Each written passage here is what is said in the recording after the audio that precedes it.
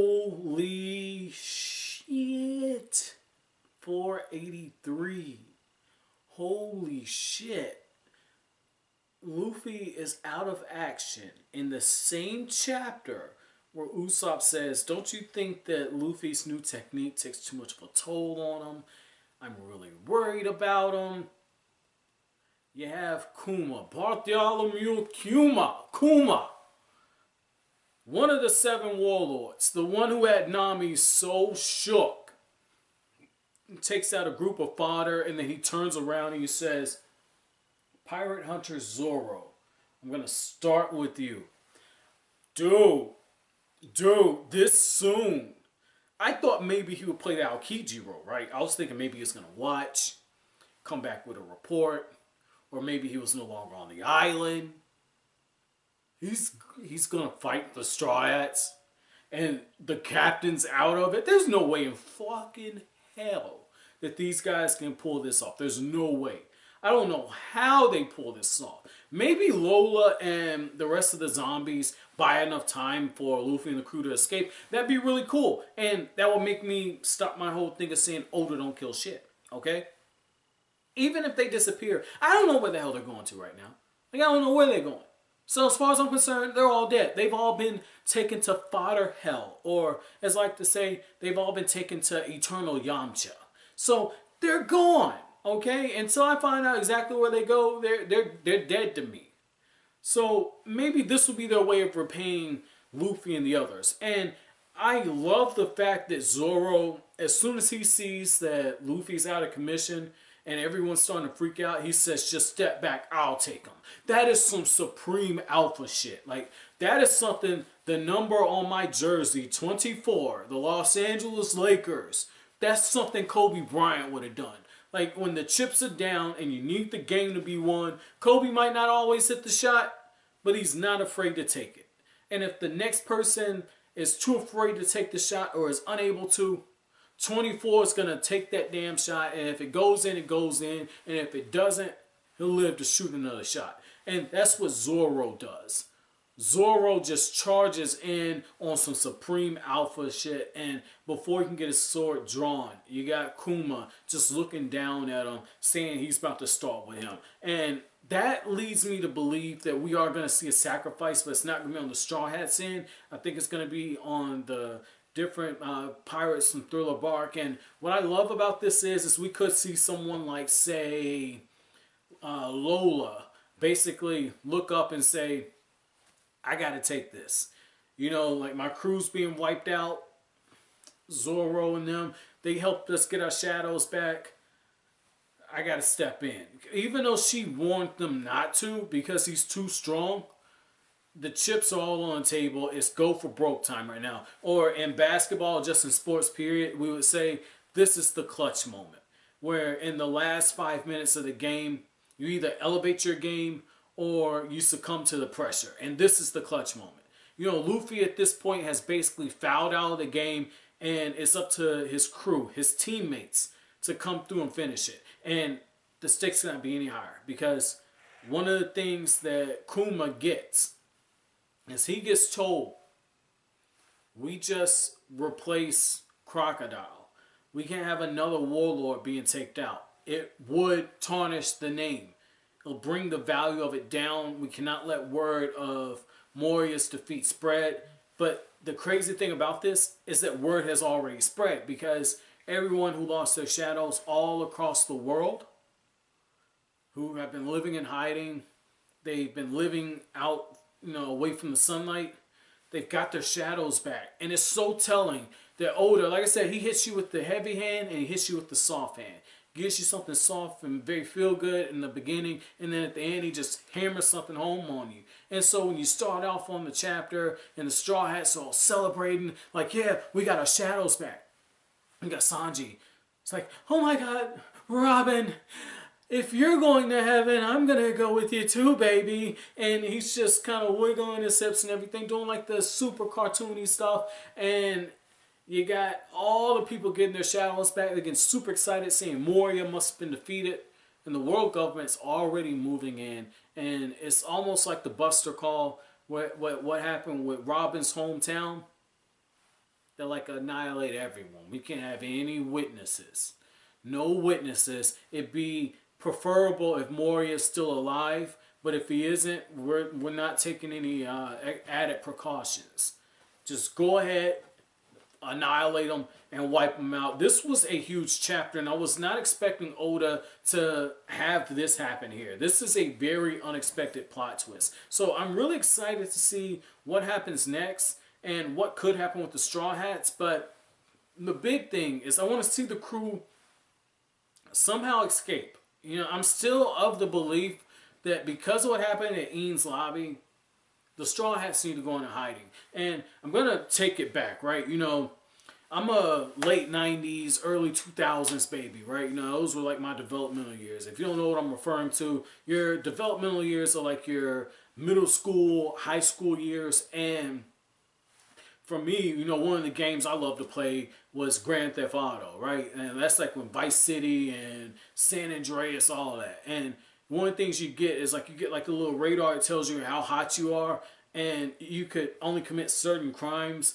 and do certain things if you just drove down the wrong place. You have everybody looking for you. That's what happened to the Straw Hats. They're so hot right now, they couldn't take a piss in the ocean without somebody finding out where they were and tracing it back to them.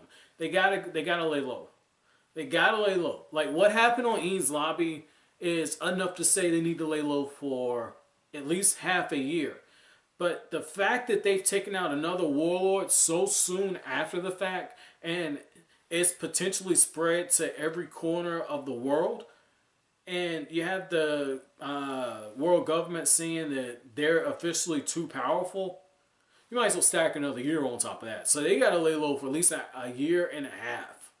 Like, they can't go to the new world as hot as they are. Because if they do, I'm going to call bullshit on that. Like, just straight up. Like, I love what Oda does. You know, he's making a very strong case. And I haven't even finished One Piece yet. But he's making a strong case for me for one of my favorite, at least in terms of story, one of my favorite mangaka. You know, I still put Togashi ahead of him. I still feel like Togashi's that guy who walks into the locker room and his sausage link is just swinging all over the place, and all the guys, you know, they get their towels, they cover up and say, I ain't fucking with that guy right there. You know, because Yu Yu Hakusho and Hunter x Hunter, they blow One Piece out of the water for me. So I really feel like right now Oda has a really serious decision to make.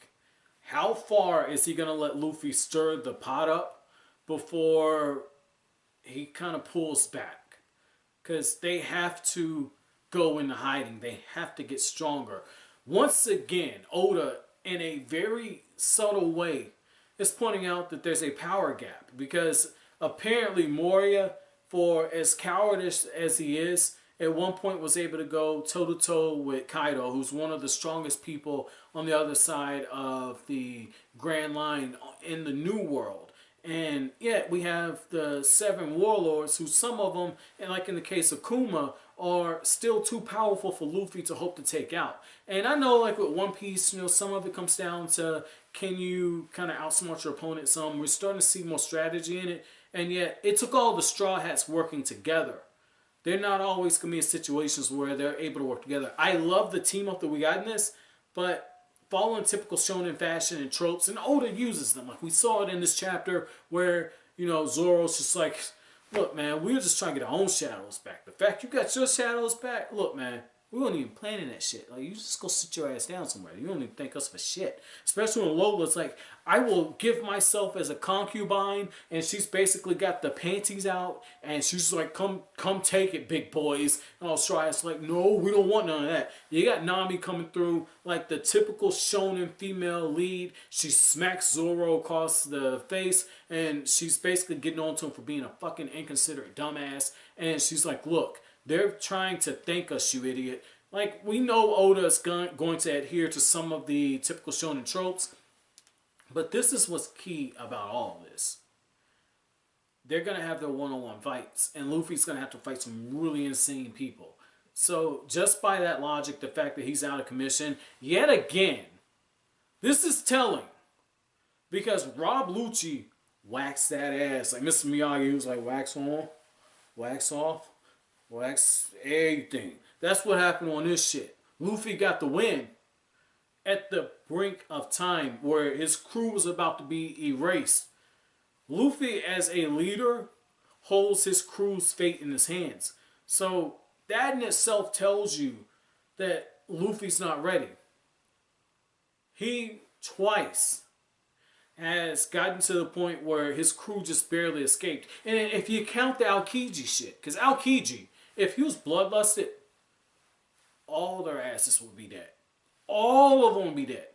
And I'm gonna say this about Aokiji, right? You know, I went back and I reread, you know, Aokiji's first, you know, introduction, right? And it's probably because I'm working on an Itachi video. I'm working on what if Itachi never massacred the Uchiha, and I was going back to when Itachi first showed up. And this fits into One Piece, so just ride with me. I know some of you guys are like, man, I can't stand all this fucking Naruto content you're doing. Like, god damn, dude.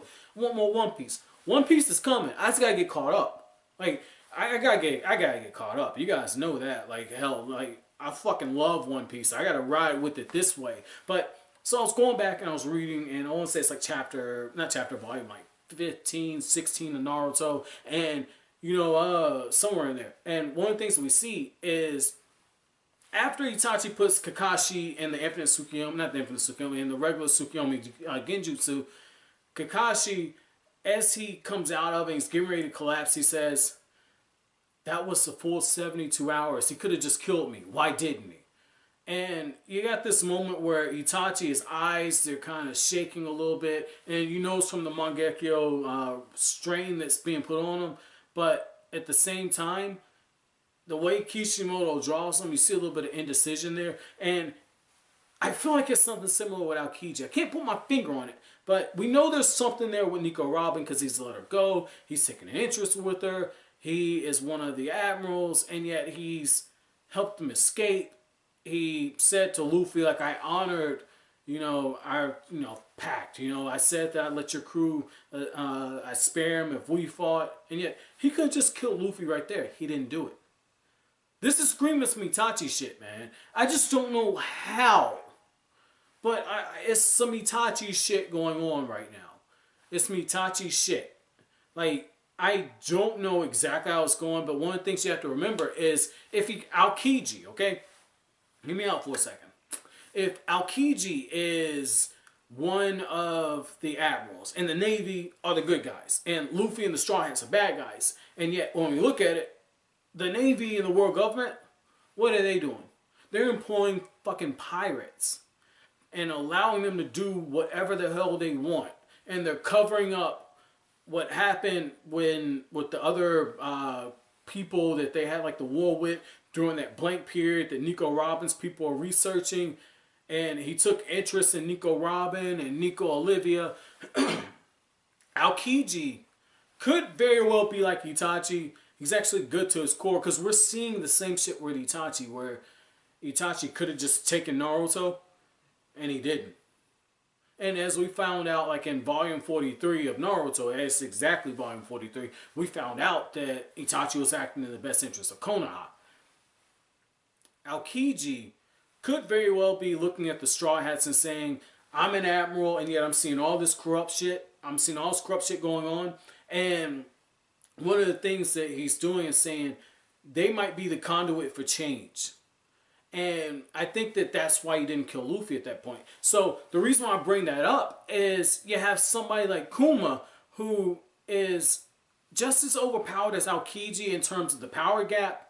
But when you look at how Oda draws him and how he manages to come in and wipe out all the fodder, and he looks at the Straw Hats and he says he's starting with Zoro, literally the second strongest in my opinion.